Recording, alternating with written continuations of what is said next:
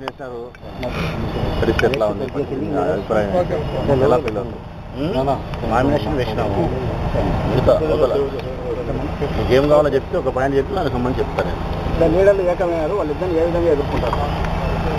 ఇంకా ఏదన్నా ప్రశ్న ఉంటే కలిపి వైకాపా తొలిసారిగా ఇక్కడ పోటీ చేయబోతుంది కదా. తాగినీటి సమస్య ప్రొద్దుటూరు నియోజకవర్గ శాసనసభ అభ్యర్థిగా వైఎస్ఆర్ కాంగ్రెస్ పార్టీ నన్ను ప్రకటించినందుకు ఈనాటి ఈ నామినేషన్కు ప్రధానమైన కారకుడైనటువంటి మా ప్రియతమ నాయుడు జగన్మోహన్ రెడ్డి గారికి హృదయపూర్వకంగా ప్రొద్దుటూరు నియోజకవర్గ వైఎస్ఆర్ కాంగ్రెస్ పార్టీ వైపు నుంచి, నా వైపు నుంచి, నా కుటుంబ వైపు సభ్యుల వైపు నుంచి హృదయపూర్వక ధన్యవాదాలను మనస్ఫూర్తిగా తెలియజేస్తా ఉన్నా. మొట్టమొదట ఇక నన్ను ఈ స్థితికి నామినేషన్ వేసి శాసనసభ అభ్యర్థిగా పోటీ చేసే స్థితికి తీసుకువచ్చిన ప్రొద్దుటూరు పట్టణ ప్రజలకు, వైఎస్ఆర్ కాంగ్రెస్ పార్టీ కార్యకర్తలకు, నాయకులకు, నన్ను అభిమానించి ఇంత స్థితికి తెచ్చిన నా అభిమానులకు ప్రతి ఒక్కరికి పేరు పేరున నా హృదయపూర్వక ధన్యవాదాలు తెలియజేస్తా ఉన్నా.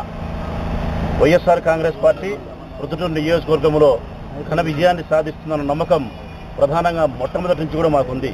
అందుకు ప్రధానమైన కారణాలు రెండు. ఒకటి, రాష్ట్ర వ్యాప్తంగా ప్రజలందరికీ కూడా వైఎస్ఆర్ కాంగ్రెస్ పార్టీ పట్ల అపారమైన విశ్వాసం ఉంది.